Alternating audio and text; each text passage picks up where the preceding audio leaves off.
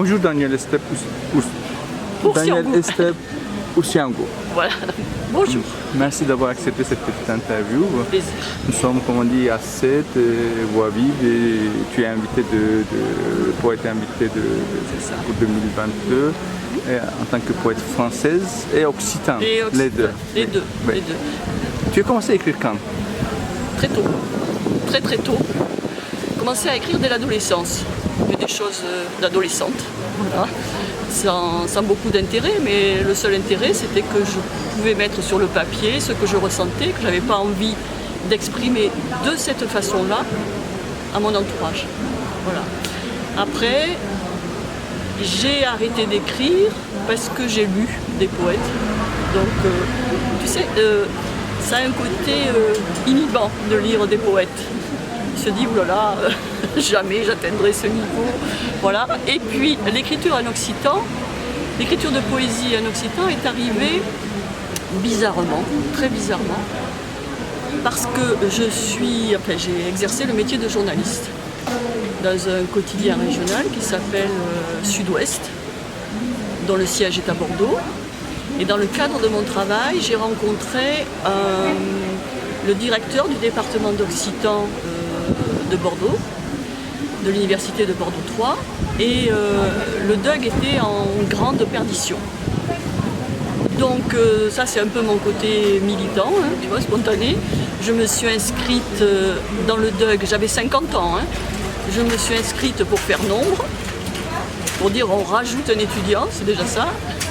Et ensuite, j'ai passé les examens à Bordeaux, à Montpellier, mais j'avais exigé comme contrepartie, si tu veux, d'une façon pas très autoritaire, mais comme ça, comme cadeau en fait, j'avais exigé de rencontrer Bernard Mancier, le grand poète gascon. Et je ne sais pas ce qui s'est passé, un truc bizarre, enfin on s'est bien entendu. J'ai beaucoup admiré cet homme et je me suis dit, est-ce que je vais oser lui envoyer un texte? Et j'ai osé. Je me suis dit, qu'est-ce que je risque? Rien du tout, donc voilà. À partir de là, il m'a soutenu, m'a accompagné. J'ai pris ensuite, à la demande de l'équipe dirigeante de l'époque, quand Bernard Mancier est décédé, j'ai pris la direction de la revue Rock, qui était la revue que dirigeait Bernard Mancier et Jean-Pierre Tardif, pendant 5 ans.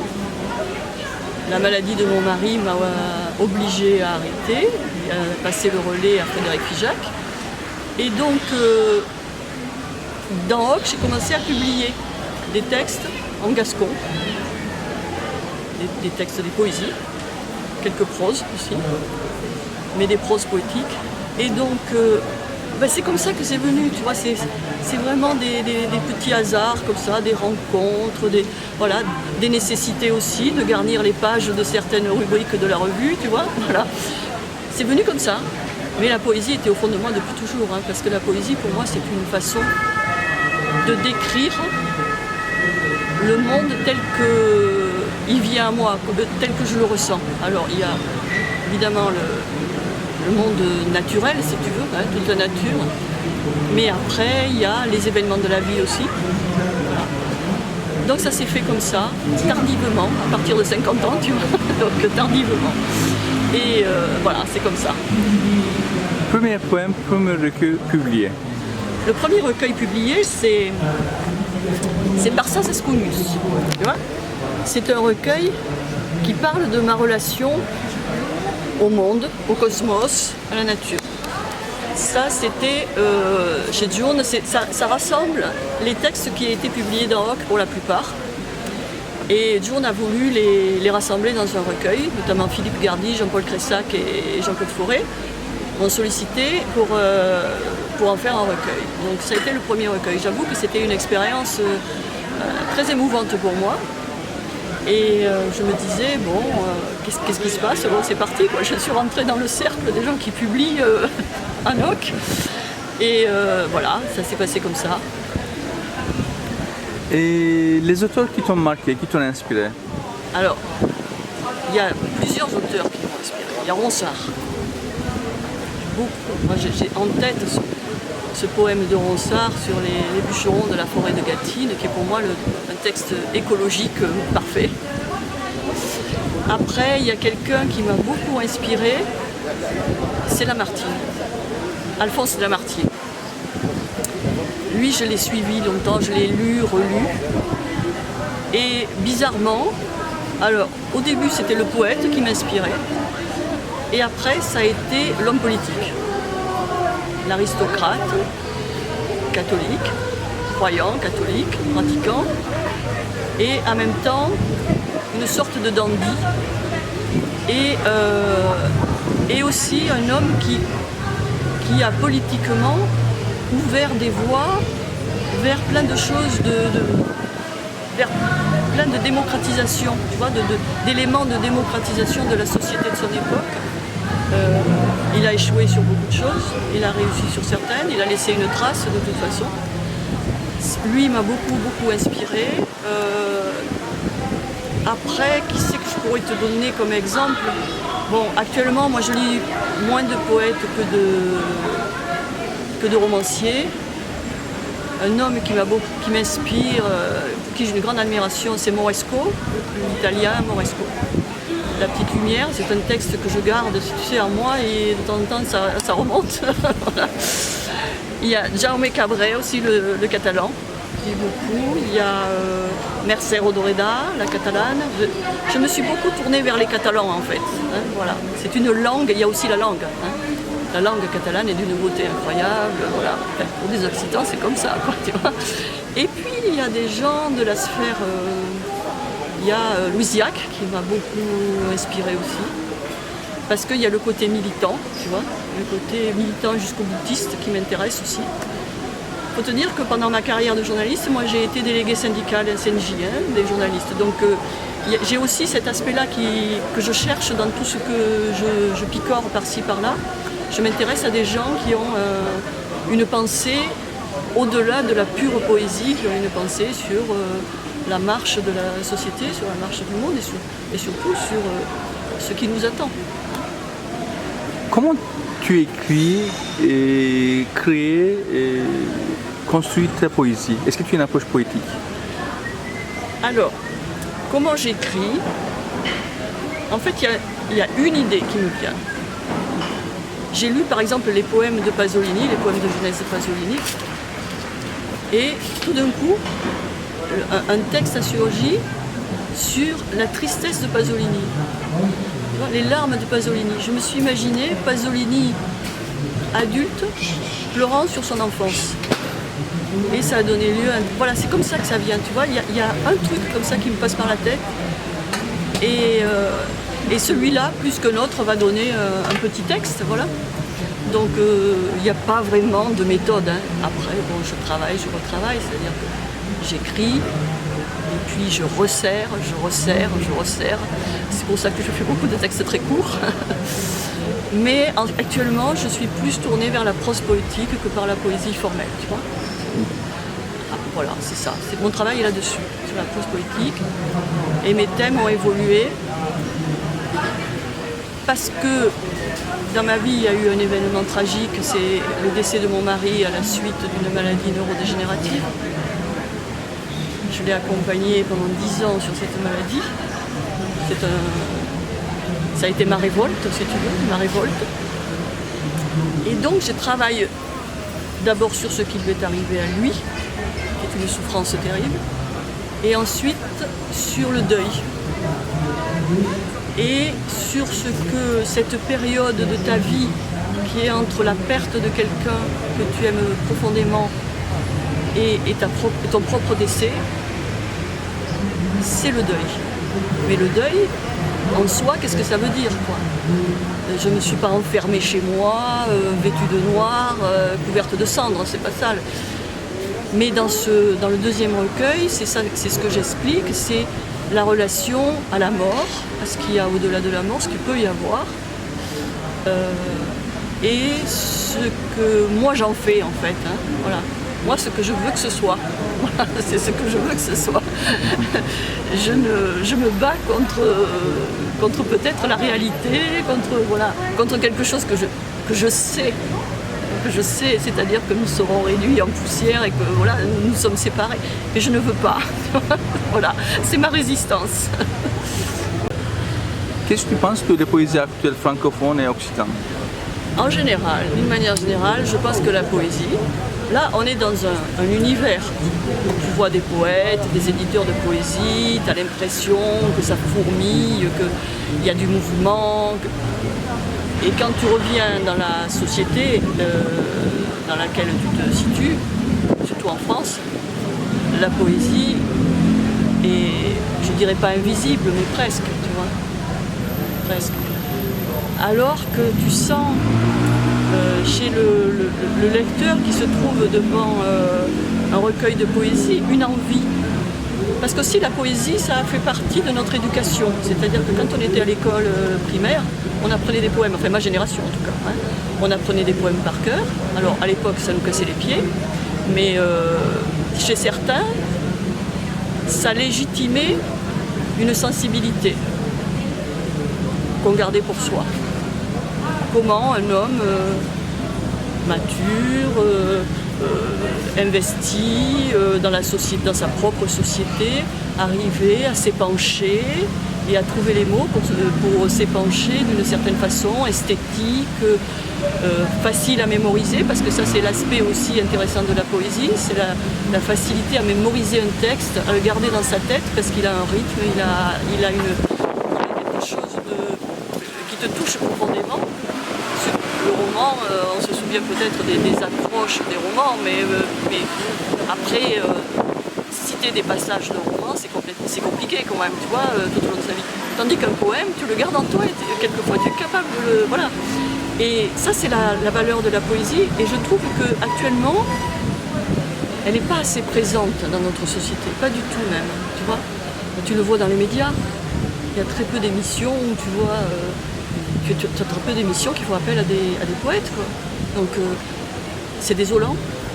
C'est désolant aussi pour l'économie de ce secteur-là, tu vois, parce que c'est un défi de publier de la poésie maintenant. C'est un défi économique, hein, de publier de la poésie. Donc il y a ça. Et quant à la poésie occitane, c'est encore pire. C'est-à-dire que la poésie occitane, en France, il faut savoir que les langues dites régionales, ce que je déteste comme appellation, sont des langues minorées. Il y a très peu de gens qui parlent la langue de leur pays, quoi.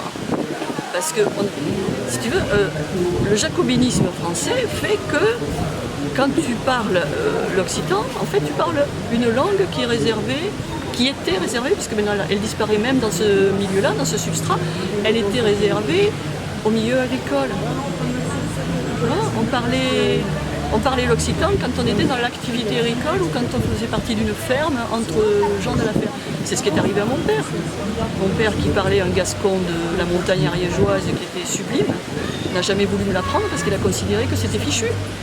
Et pourquoi faire? C'était sa phrase, pourquoi faire? À quoi ça va te servir? Puisque moi je ne peux plus le parler non plus, il me dit. Quand, dans sa société urbaine, il ne pouvait pas le parler. En fait, pour te dire les choses, l'occitan c'était un patois pour eux.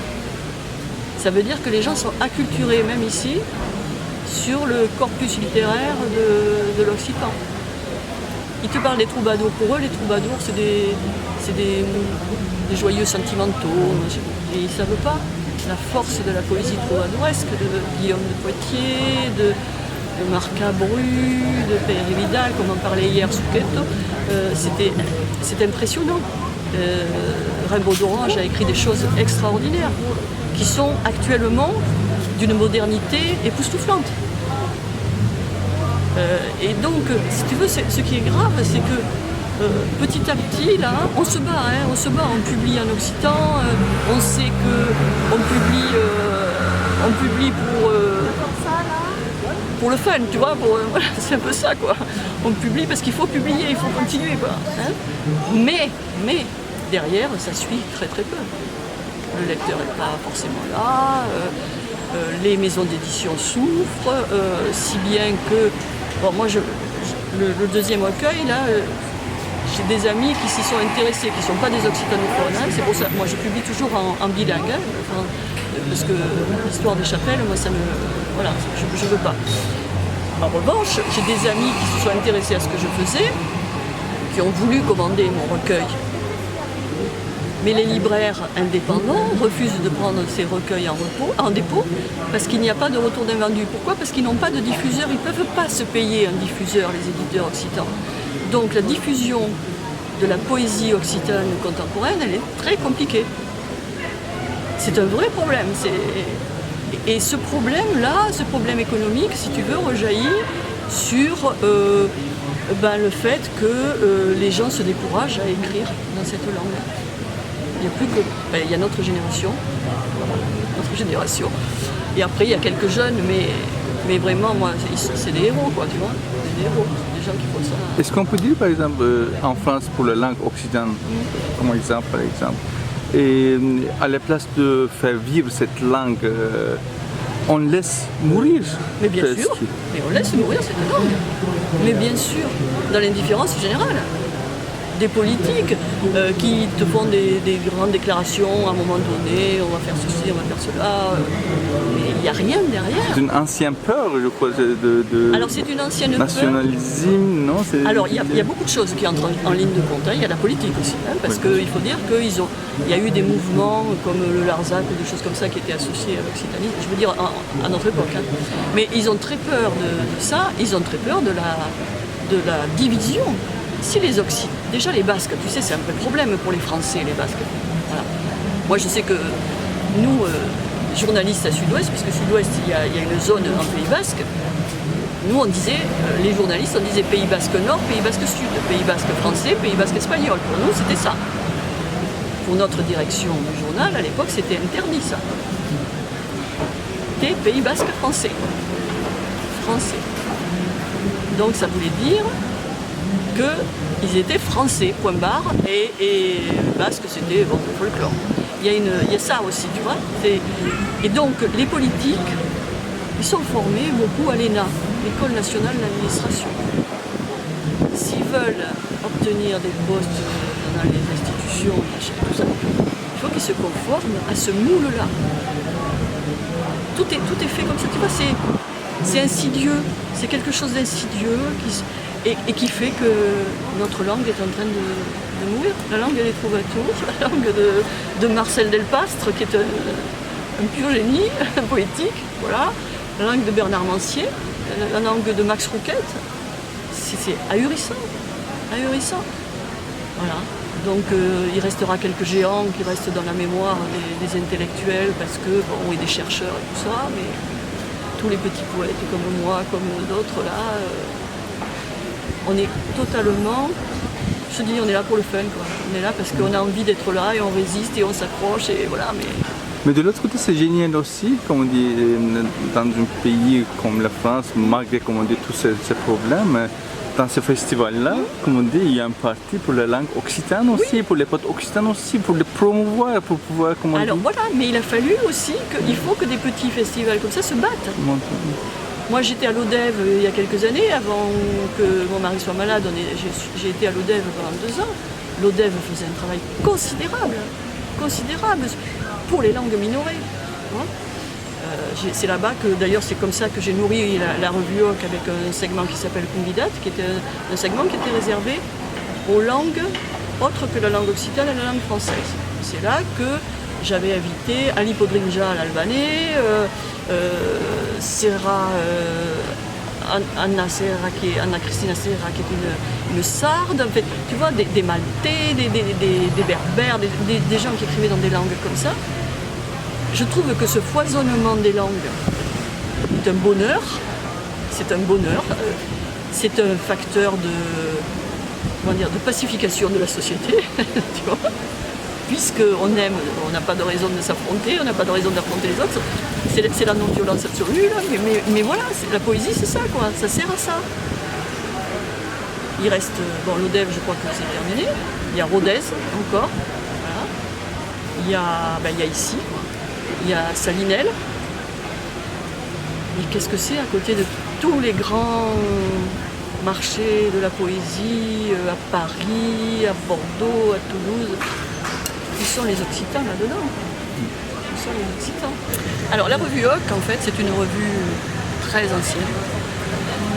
Moi, je l'ai connue pendant l'époque Bernard Mancier. à l'époque où lui était le patron de la revue, c'est-à-dire que je l'ai connu en fait, comme je t'ai expliqué, pendant mon arrivée un peu bizarre dans le monde occitan. Et à la mort de Mancier, j'ai pris la direction de la revue à condition, parce que j'ai posé mes conditions, puisque je travaillais déjà, j'étais encore journaliste et mon mari commençait à être très fatigué. Et j'étais déléguée syndicale en plus, donc beaucoup de choses. Donc j'ai dit, si je prends la revue, je veux pouvoir y mettre ma patte, sinon c'est pas possible. Donc j'ai pris la revue, j'ai changé le déroulé, plus ou moins, hein. Il y a des choses qui sont restées, comme les chroniques, les germano, des choses comme ça. Mais j'ai rajouté ce segment candidate avec des poètes de tous les horizons linguistiques, Minoret, voilà. J'ai aussi changé le graphisme et j'ai changé la couverture. Et la couverture, j'ai demandé à un peintre, Patrick Lost, qui est un peintre qui vit dans les Alberts, tu sais, du côté de Perpignan, au-dessus de Perpignan, en montagne. Un type très étrange, un peu sauvage, qui vit avec ses chevaux, c'est tout. Et j'ai beaucoup aimé une série de ses tableaux sur les arbres. Et un jour, je me suis dit, pourquoi je n'appellerais pas Patrick Lost pour lui demander de lui payer un visuel, enfin de payer pour avoir un visuel pour faire la couverture de Hop. Et il m'a répondu très gentiment, il m'a dit, mais vous choisissez ce que vous voulez, je vous l'offre. Donc j'ai mis ce visuel en couverture de Hop pour moderniser la couverture, pour lui donner de la profondeur et une identité très visible. Ça c'est mon côté, tu sais, mon côté travail de journaliste. J'ai beaucoup travaillé sur les magazines et sur des choses comme ça, donc le côté image c'était important pour moi. Je pense que moderniser la revue, c'était essentiel. Dire qu'une revue occitane était une revue moderne, de facture moderne, pour moi c'était très important pour qu'elle continue à vivre. Hein. Donc bon, après j'ai dirigé la revue pendant 5 ans, 2012 à 2017. J'ai beaucoup travaillé justement sur ce segment candidat. J'ai introduit aussi un graphiste qui faisait la mise en page. Donc tu vois, ça a été mon apport à la revue. Voilà.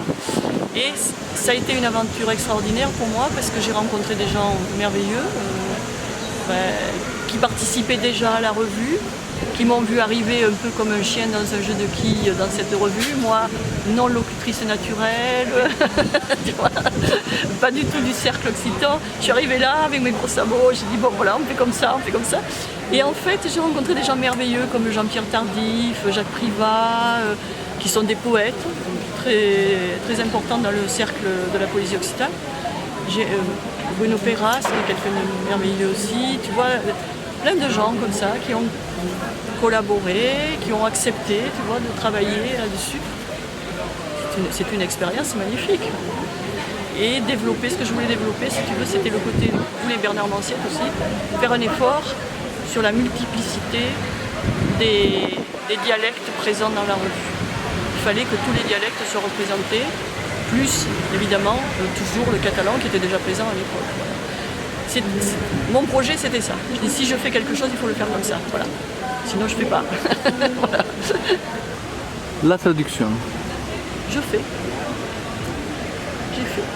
J'ai fait pour un site qui s'appelle Version Multiple, où on traduit des poètes qu'on aime dans la langue qu'on veut. Moi j'ai traduit en occitan Mena Elfine, qui est une poétesse galloise. J'aime ça la traduction, j'aime ça. Je m'auto-traduis d'ailleurs. J'aime la traduction parce que c'est un exercice très intéressant.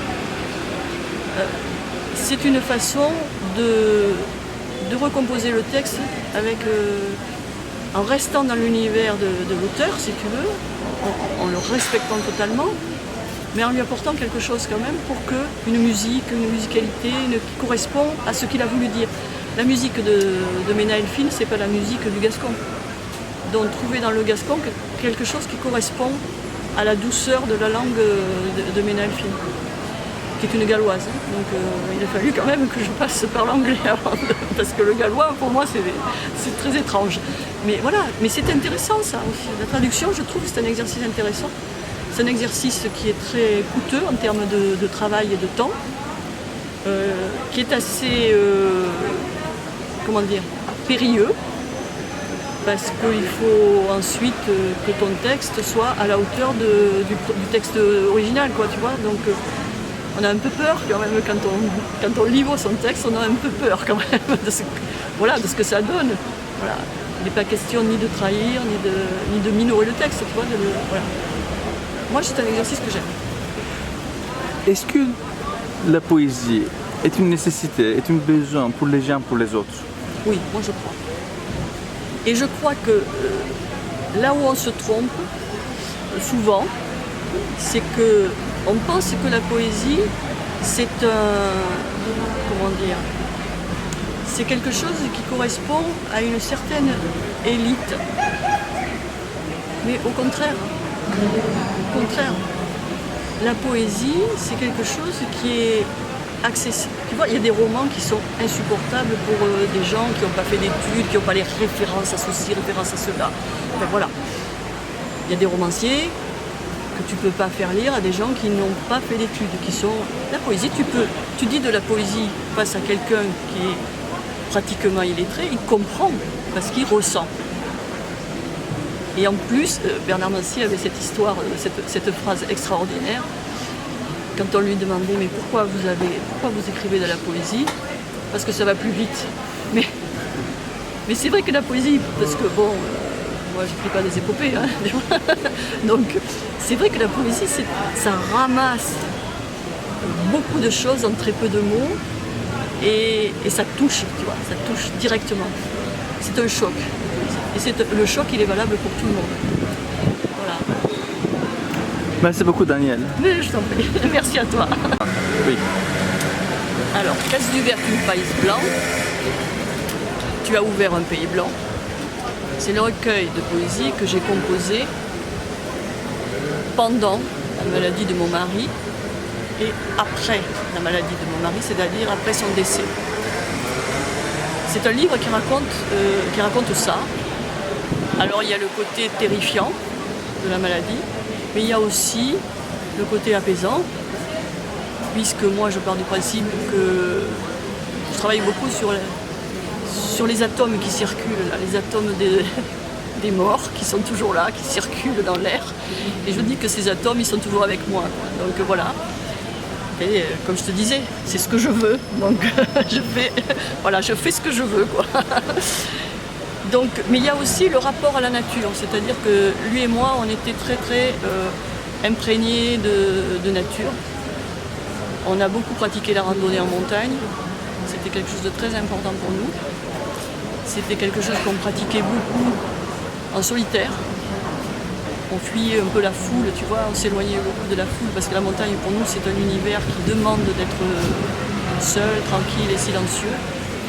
Donc voilà. Donc, il y a des textes là-dessus, des textes de prose poétique qui racontent un peu ça. Et il y a des textes qui racontent aussi, qui sont plus formels, qui racontent sa souffrance. Et les alternances entre la grande souffrance morale et physique d'une personne atteinte d'une maladie neurodégénérative et les apaisements qui s'ensuivent. Donc il y a un texte qui s'appelle, que j'ai écrit pendant qu'il était malade, qui s'appelle « Cascade de pierre ». Cascade de pierre sur le torse, coulée de soleil sur la peau, le cercle mouvant et le repos aboli, l'infranchissable glacis, puis la mousse, les hautes herbes, la douceur du silence et le sourire profond, le temps rêvé et l'espace déplacé. Cascade de pierre sur le torse, coulée de soleil sur la peau, le bosquet assombri, les branches vides et le chemin perdu, la peur, puis la lune, la nuit maternelle, le matin ouvert et la rosée revenue, le temps éclaté et l'espace déplacé, cascade de pierres sur le torse, coulée de soleil sur la peau, la colline au loin, l'insaisissable et le vent inutile, la tombe, puis l'oiseau, le lézard attardé et nos cœurs attachés, le temps éteint et l'espace déplacé. La source, quelque chose sous l'eau noire s'empare de moi, de mes os et de mes yeux, de ma peau. Sa bouche fait remonter la puissance d'un lointain abyssal dans un léger tressaillement. Autour de nous, il n'y a plus ni soleil, ni grisaille, plus aucun oiseau, rien que le glissement de longs courants et en moi, un interminable frisson qui n'est pas la peur. Puis la douceur revient dans un autre souffle. Le vent, un pas en arrière, encore quelques minutes pour mélanger sa noirceur à mon sang avec le récit fortuit offert par les profondeurs. Je vais te le lire en occitan. La sourde. Caucoré, just laigo negro che imprende tutto. L'osso, il sueis, la paix. La sua bocca a rifugio la puissance d'un unique abissau, les yeux trémis de leugero, all'intorno de nous aute. Pas mai so, ni grisaio, na tausé. Sunt un lung current eslisadís, e audience de jour, un regadís sans fin, qui n'est pas la pau. Puix, la douceur s'entourna, les une aute vive. Un pas endarrer, enquero paucos minutos, enta mescla la sua negru a la sang, da blu racconte, azadé, a Oueri, dans la péonie. Il est un peu plus compliqué celui-là. Tureras de peire supitre. Culadas, douce, sur la paix. Lucer m'avertis, un repaus, avalit, l'impassable pendis. Puix, la mousson, las granes erlos, la douceur du silence et la ridoulette prévue. Un temps sauneiat, et l'espace, mudat. Choreras de peire supitre. Culadas douce, sur la paix. Un bousquet escurit, las brancas veites et le camí perdut, la pau. Puix, l'allure, la nuit mairau, l'humati d'Hubert et la rose tournade, le temps esclatat et l'espace mudat. Choreras de peire supitre, culadas douce, sur la paix.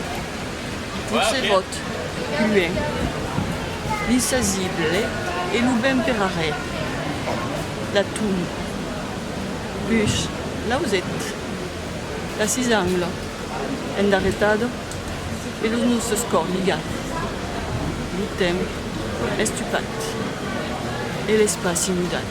L'absence, le corps, longtemps il n'y a plus que lui. Comme un animal furieux dans une cage de barreaux et de pics, arraché à son paysage, il repousse toutes les douceurs, tous les repos. Il est l'ennemi insatiable de tout ce qui n'est pas lui. Ni jour, ni nuit. L'absence commence ainsi. Il arrive qu'elle le libère, peu à peu. Ni victoire, ni défaite. C'est seulement qu'il entre dans l'absence comme on entre dans un pays inconnu. illusion, mauvais sommeil, alternance d'orage et d'apaisement. Elle devient sa mémoire embusquée. Les anciens sentiers en miroir, parallèles, interdits. Il reste une sourdine, une lointaine voix. Parfois, un long reflet ouvre des passages secrets, une silhouette, des seuils éphémères. Elle est là, tout autour. Le seul chemin possible, chaotique, qui nous raccompagne lentement vers la source. L'absence, Lucos, l'unter, le pamasquet. Comme une bestia furieuse, des yeux gabbio, des barreaux et des picos, des arrigados sul paesaggio, qu'elle épouse toute la douceur, tout le repas. Qu'est l'ennemi insavorable de tout ce qui n'est pas passé. L'adieu, la nuit, l'absence qui commence à tard. C'est scatto, deslio il corpo.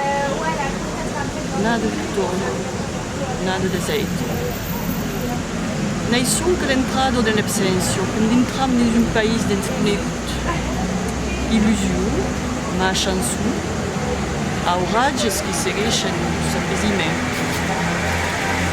Ero che si va dalla sua memoria, e l'arguei di un sendero passato, e milrai, paralleles, decenus, che de muro sordino, busluineco, a cops, ribattuto, d'esclavate in passaggi secreti, auguri, l'indaus efemers, ero che aqui, a tutto, le seul chemin possible, chaotique, qui s'accompagne du sommeil, qui va la sourire. Merci beaucoup. Merci à toi.